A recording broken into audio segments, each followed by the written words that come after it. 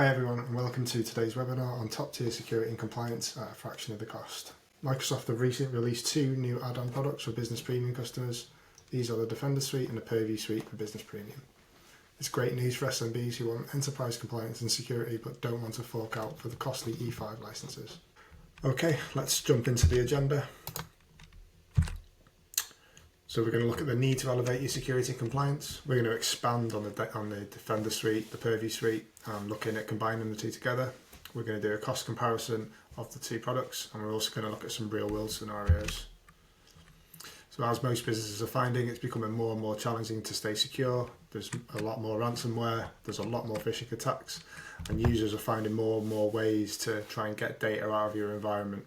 I'm going to give a demo on some of the features and products contained inside of the Defender Suite. So if we go over to the Defender portal, which is security.microsoft.com, it will take us to our dashboard. We have a demo device in here, which has been onboarded into Defender for Endpoint. So we're going to run a simulation on some malware, and we're going to see how Defender treats that and some of the information which you can get out of it. We're also going to run a attack simulation training. So this is another feature which comes into Defender for Office Plan 2, where it allows us to create simulations to train your users on various attacks such as phishing attacks or credential harvesting. So we'll start off with the attack simulation training. So we're going to click on launch simulation. So these are the different techniques which are presented to us. So we've got credential harvest, malware attachment, link to malware, drive-by URL, etc. So in this case, we're going to select a credential harvest, give it a name,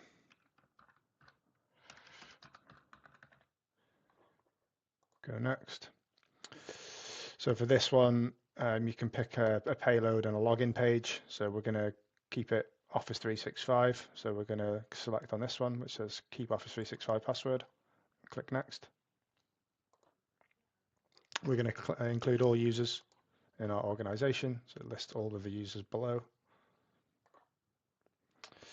We can exclude some users if we didn't want them to be a part of this campaign, but for this demo, we're going to leave that unticked. And then for the users that fail the attack simulation, we can assign training to them. So we can leave this as recommended for now, and then we can say it's due within 30 days or 7 days after simulation. We'll change this to 7. We'll do next. We get various templates here as well. So I'm just going to select the Microsoft landing page template 1. You can put a logo in there as well if you wanted to, a custom logo, and make sure you've selected the default language in there. We do next. We'll set this to the end user notification as Microsoft default, and we'll leave it on English as well. We'll deliver straight after simulation ends, and we'll do it twice a week for this demo. So that's just the training reminders. Click next, and then we can launch it as soon as we're done here, and we can also say we can let it run for however many days. In this case, it's 2 by default. We can send a test at this point as well. So this will send a login, a test to the user that's logged in, just for validation, and then we can submit that. So what we'll see now, when we go back to the Defender portal, we'll see a list of our current campaigns. If we go over to our inbox, we can show you how this would look from the end user. So we could potentially see this is the one we've just set here. If we click on this, it looks a bit like Microsoft, but it will just give us a message saying that your password expires today and keep your current password. If you click on this link, this is obviously just a demo, so it's just saying that the ping's successful.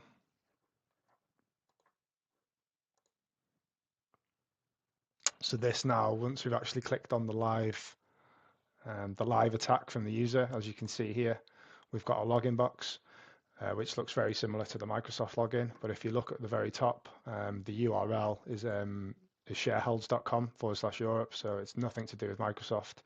So this is where you'd be expecting your end users to pick up on that this isn't a genuine login page. But I'll go ahead and sign in anyway.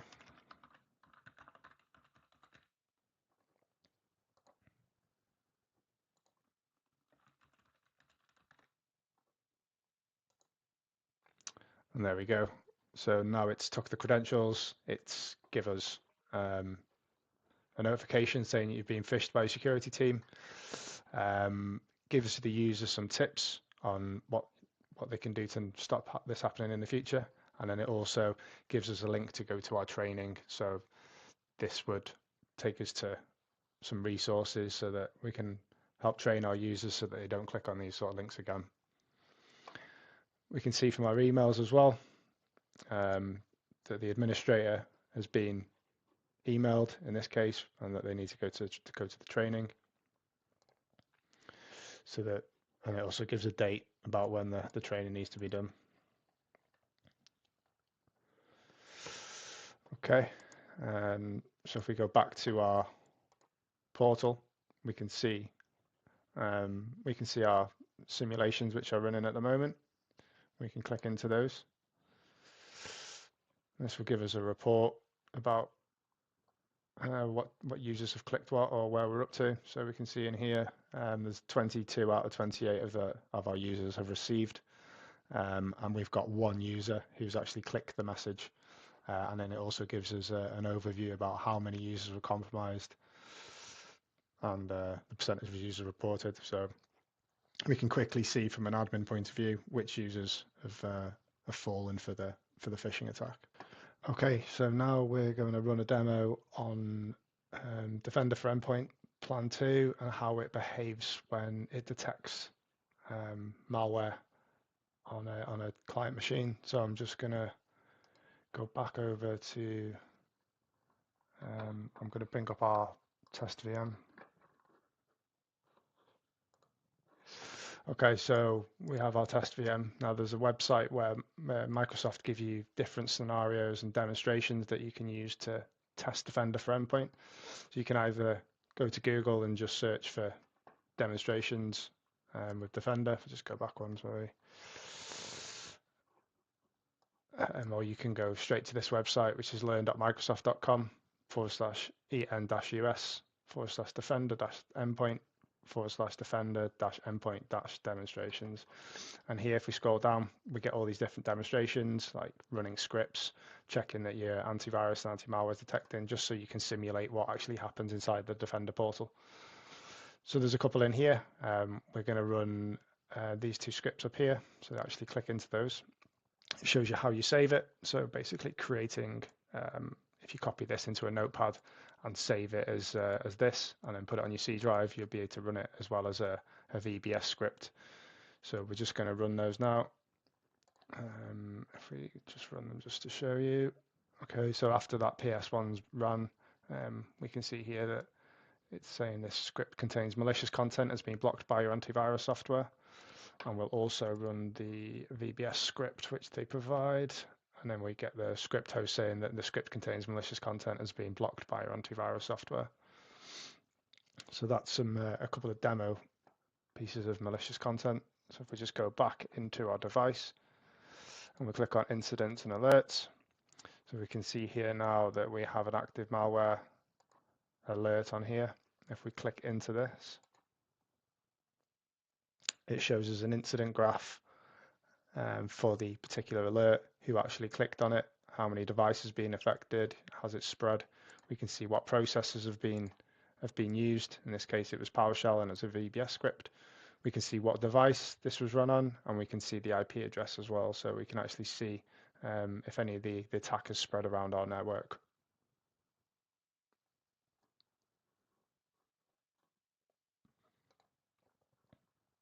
We can see there's the actual alert in here. So we can go into see the process tree. Scroll down, we can see that the user executed a script malware, and it's been resolved as well. So we can see that straight away Defender picked it up and it resolved the issue.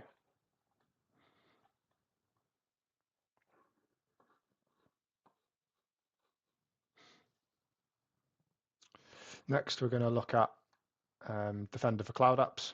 So on the left-hand side, we can see Cloud Apps.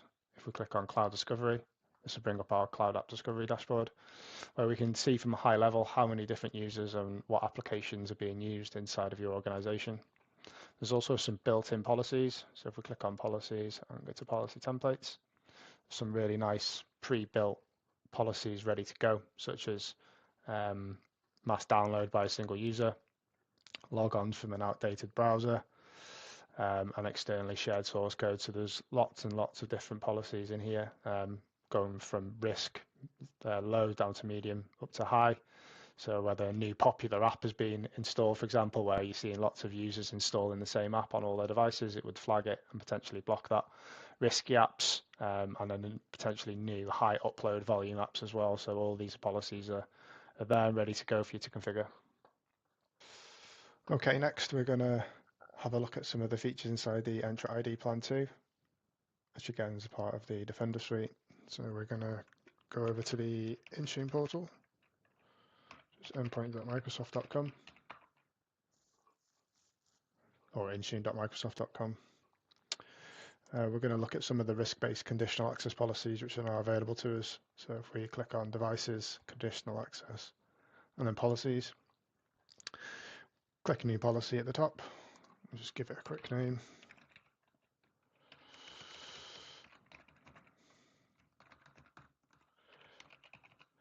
We're just going to select a user.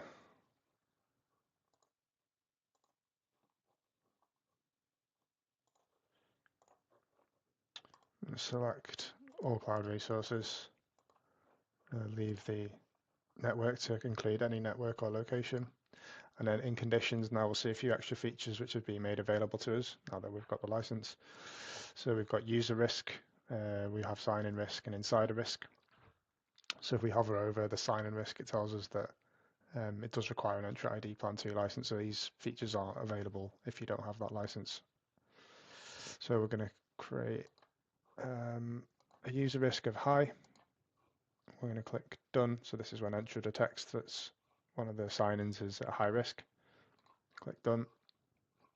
And then under access controls and grant, we have various other features we can do. So we have grant access. So we can say require a password change, and we can also change the authentication strength to force the user to use either passwordless MFA or phishing resistant MFA.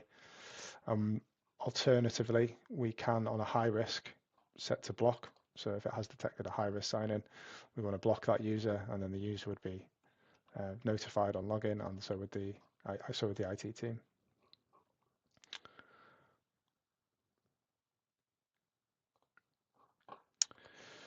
So that's the risk management conditional access.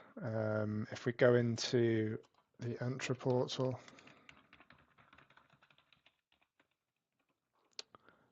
we're also given the ability to use privileged identity management. So if we actually search for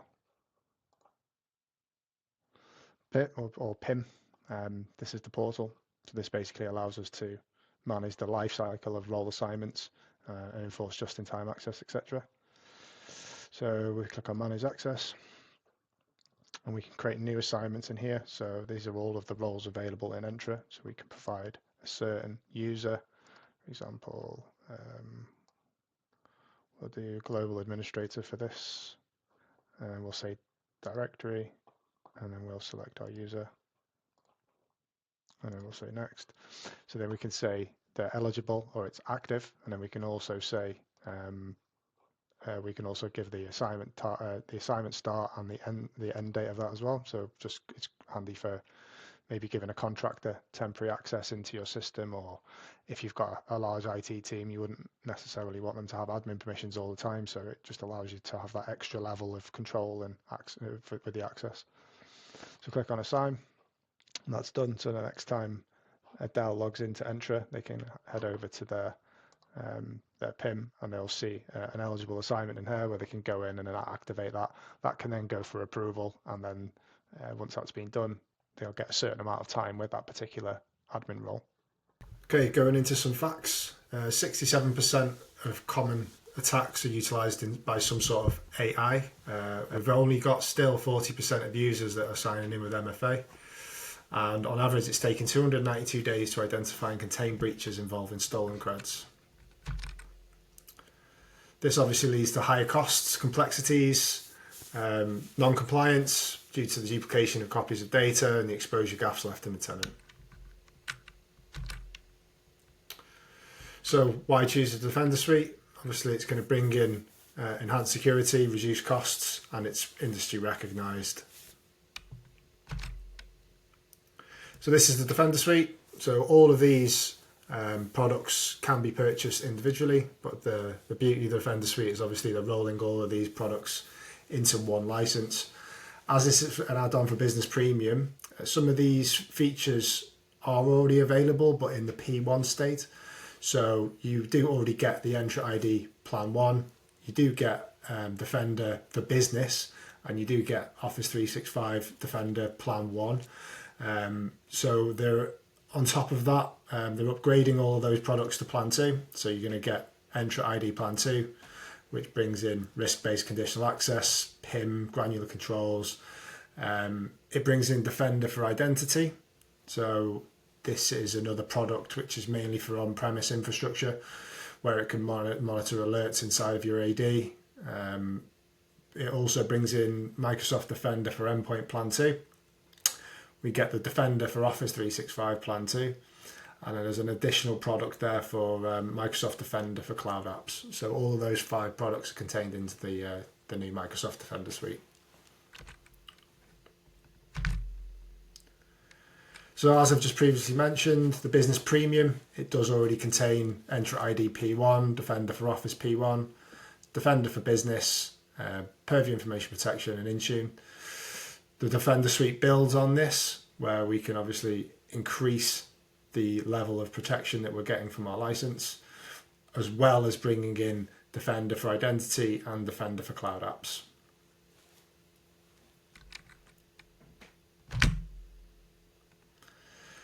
Okay, there was a quick look at a cost comparison between obviously buying all of those products individually, and we're looking at £4.20 for Defender for Endpoint Plan 2, £4 for Defender for Office, £4.50 for Defender for Identity, and £3.40 for Defender for Cloud Apps. And on top of that, Entra ID Plan 2 is £6.90, which is a total of £23.20 if you want to buy all of those individually. Whereas the Defender Suite is actually coming in at £8, which is nearly 65% cost reduction for buying those all together.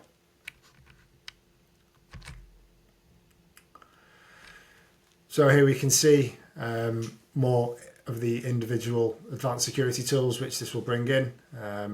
Some of those features are already available inside of Defender, but as you can see, it's a huge saving by just moving over to the Defender Suite rather than buying any of these.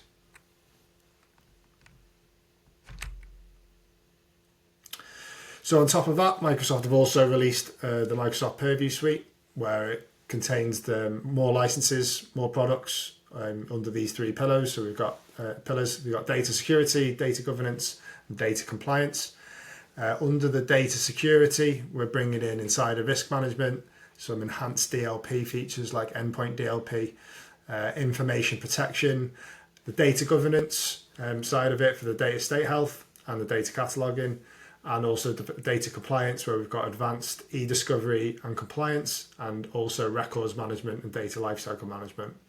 So these are all previously only available in the E5 license, so it's obviously great now that we can get hold of these products and bolt them onto our business premiums.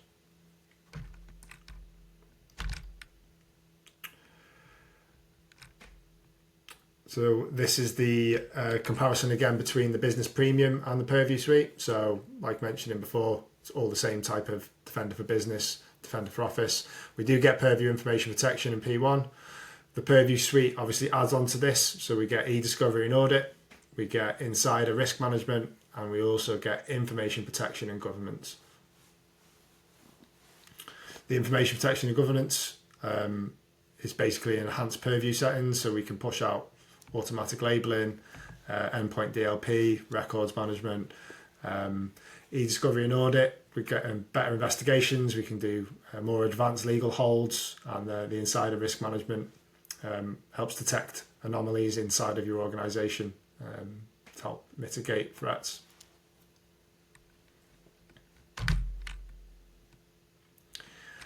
There's another cost comparison of the Purview suite for Business Premium. So all of those three products, if we wanted the E5 e-discovery and audit license on its own, it's £4.80.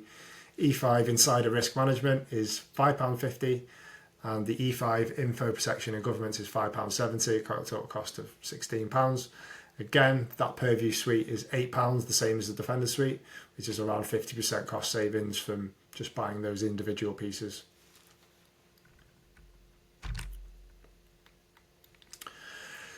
So as Microsoft don't make things very easy, the license has almost like a sub-license and a subset of products which comes under it. So we can see all of those individual features and where they come under, what license contains those features. So you can see right the way going through Purview DLP, Purview message encryption, insider risk management, information barriers, Purview audit. So all of those individual items are all contained inside of the Purview suite for Business Premium.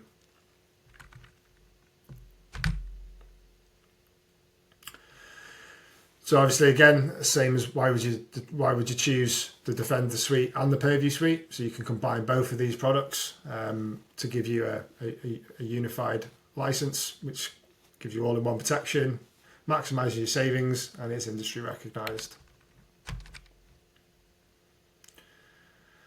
So even better value, if you did combine the two suites together, you would pay £12 a user a month for those, instead of a potential £38 for combining all of those individual products from the Defender suite and the Purview suite.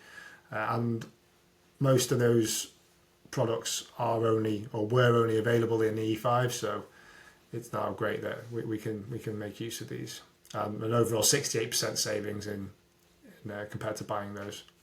Okay, next we're going to look at the Purview suite and some of the products and the features contained inside of that license. So if we go over to the Purview portal, which is purview.microsoft.com.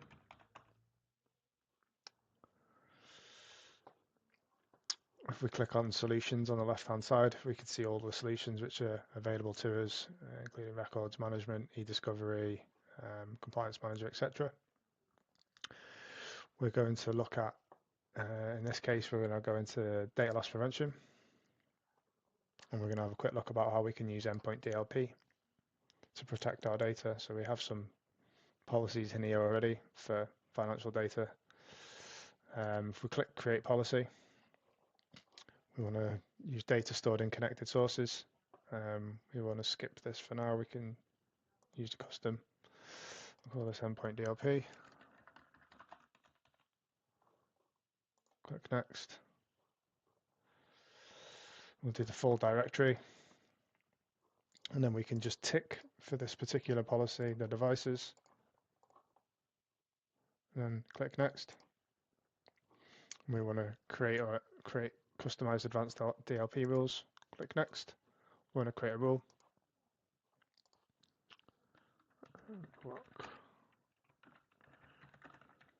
Call this one block cloud storage. So then we can come down here and we can add conditions, and then we can add actions depending on what those conditions are.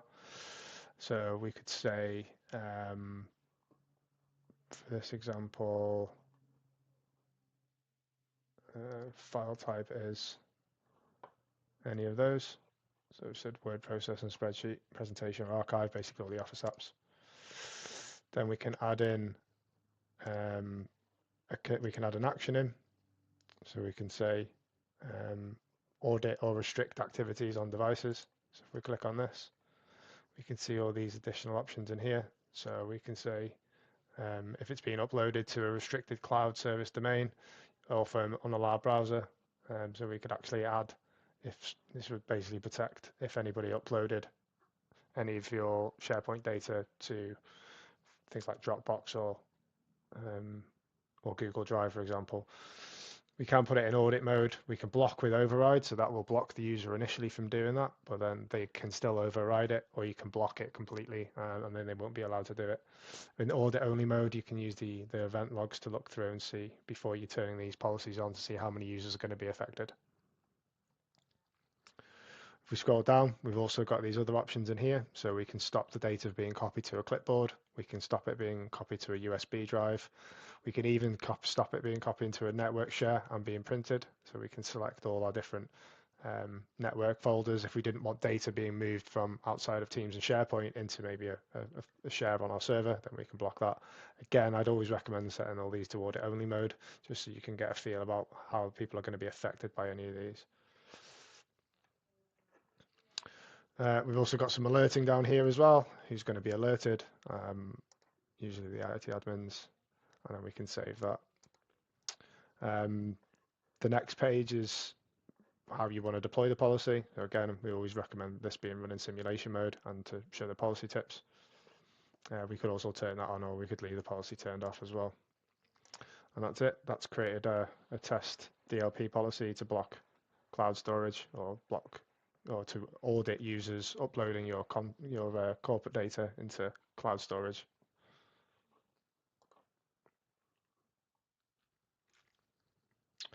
Okay, next we can see that's now running and the sync is in progress. So we also, as part of the Purview suite, get access to insider risk management, and there's lots of different policies which are already built in. So maybe about data theft, about departing users. So if you've got a user that's handed a notice in, you can get it to detect whether they're trying to download a lot of your information, move it to other locations. If you click on create policy, we have a few quick policies available to us. So we've got a data leaks one, data theft by users leaving your org, critical asset protection, email exfiltration, and risky AI usage. So for example, if we just click on data theft, and then we click on customize, we can see some of the things we can do in here. So this is all the prereqs, so devices onboarding, connected cloud applications, etc. Click next on that, and click next. We can then add which users to exclude if there's going to be any, or groups to exclude. And we can also see if we can also choose whether we want to prioritize any content, so things like sensitivity labels, file extensions, or trainable classifiers. Leave all those turned on. We're just going to add a SharePoint site in here. We'll put our landing hub site in there. Next. So all of these are where you could add things like sensitive info types and labels, etc. So if you had a confidential label, you might want to apply, you might want to target the insider risk management policies more at those particular files. Or certain file extensions. You can say get alerts for all activity. And then you can also do the triggering event for this policy. So when a user account's deleted from Enter ID, or you could do a recommended HR data connection events. We're going to leave it on this one for now. And that's it. I've got to turn on some indicators, so that sometimes when you do the policies, it does make you turn on the indicators before you do that. So you click save on the ones it needs. This may take a little bit of time. And then we can say what type of thresholds we want to do for the indicators. So we can do the thresholds built in by Microsoft. And that's it. You can submit our policy, and that's good to go. So yeah, it does alert you. It takes 24 hours before the policy matching will start showing up in the alerts tab. So yeah, like I said, there's quite a few quick policies in there, some quick wins, especially the risky AI usage. So people are maybe copying data into various other AI engines, and it's obviously good to keep an eye on all that type of stuff. So yeah, some great policies in there. Finally, we're going to look at some records management. Again, another feature enabled from the Purview suite, and records management, although not a lot to demo in this scenario, will basically allow us to apply labels and lets us run disposition reviews on data, so that if, for example, after 6 years you wanted a certain set of data, whether it's a certain file or a certain SharePoint site to be reviewed, then you can set off a review for that data, and then you can set what you actually want to do with that data after that. So you can auto delete it, you can archive it, or you can then get it passed off to a reviewer to then assess whether that data is still required. You can see in here we've got some file plans with some labels, and these can be pushed, and then you can also auto apply these labels as well. Okay, so we've talked about the product and the licenses and the products contained inside the Defender suite and the Purview suite. Now we're going to look at why these tools are so important. So we're seeing attackers use all sorts of tactics, moving across different systems faster than ever. If our tools aren't working together, then it's tough for IT teams to keep up. Trying to manually piece these alerts is a big challenge, and it just gives attackers more time to do the damage. What's great about Defender is that it pulls everything together so we can get a clear view of what's happening and we can respond quickly. It's about smart protection and not just more tools. Most organisations have got huge numbers of vulnerabilities, but attackers don't usually go for the obvious ones. They look for ways to link weaknesses together. We often focus on list of issues, but attackers think in terms of connections and how one gap can lead to another. By unifying our exposure management, we can see the bigger picture and focus on what really matters, rather than just making it a box-ticking exercise.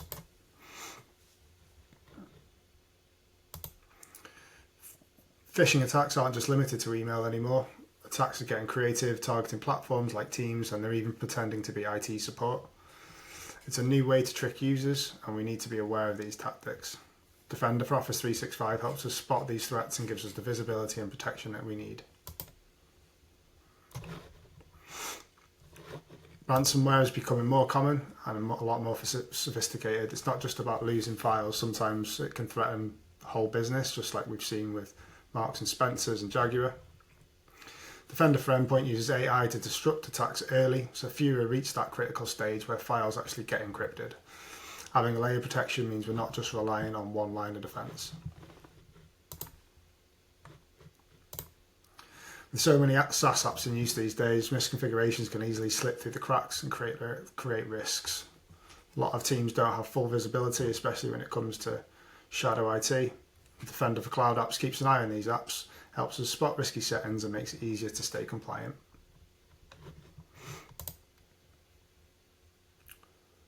As businesses grow and change, manual onboarding and access management just can't keep up. Mistakes and delays lead to security gaps and frustrated staff. Automating identity governance streamlines access, reduces the burden on IT, and helps keep permissions up to date.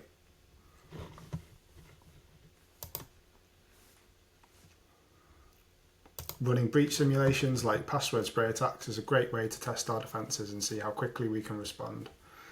Manual investigation takes time, and attackers often exploit that delay. With Entra ID protection, we can get real-time alerts and automated responses so we can contain threats much faster.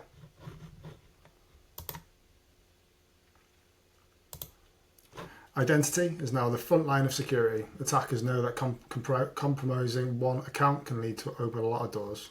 Attacks are getting faster, more sophisticated, and even a small misconfiguration can have a big consequence. Defender for Identity works with our other tools to give us deep insights and rapid detection, helping us protect our people and our organisation.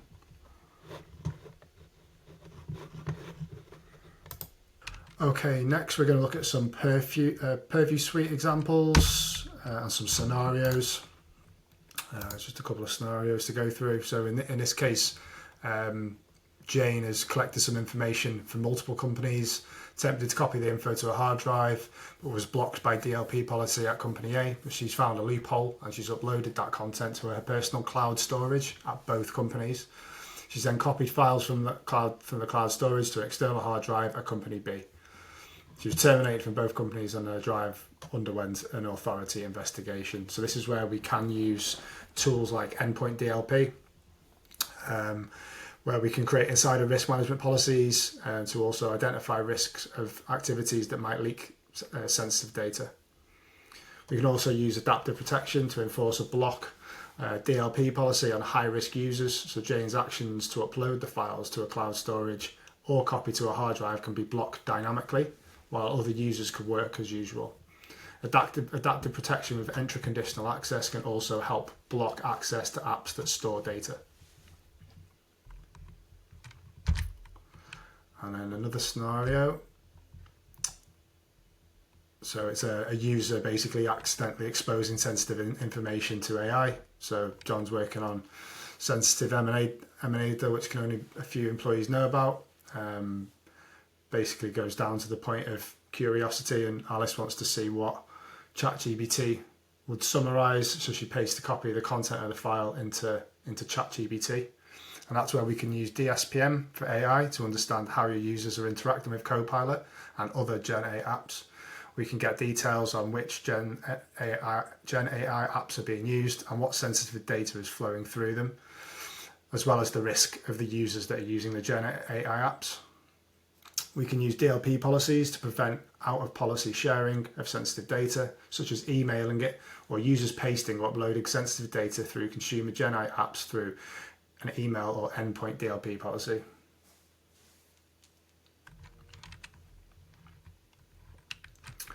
Okay, and that brings us to the end of our webinar today.